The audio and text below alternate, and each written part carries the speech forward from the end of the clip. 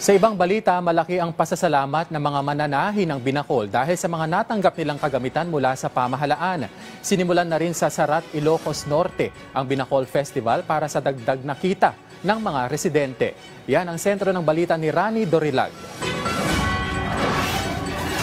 Kumot, alampay at iba't ibang terno at barong. Ilan lamang yan sa produksyon ng Binacol na isang klase ng hand-woven fabric na gawa sa bulak sa Sarat, Ilocos Norte. At dahil simula na ang isang linggong pagdiriwang ng Binacol Festival, nagdudoble kayod na ang mga nanahi ng Binacol. Demand po ang aming product, lalo na po yung tela na Binacol kasi they are using it po sa festival at sa mga products po na mga bags, marami pong nag-o-order sa. Simula nang magbigay ng tulong ang pamahalaan, lumaki ang kita ng Sarat Weavers San Jose Multipurpose Cooperative.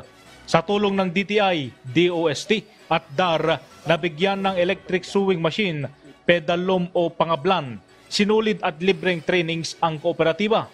Lubos naman ang pasasalamat ni Ate Mary Jane sa mga kinaukulang ahensya ng pamahalaan dahil anaya sa tulong nito, naitataguyod nila ang kanilang pamilya. Nagpapasalamat kami sa LGU ng Sarat dahil hindi sila tumitigil na tumutulong at sumusuporta sa amin, sir.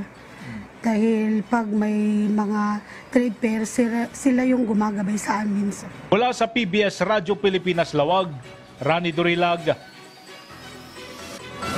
Maraming salamat, Rani Dorilag.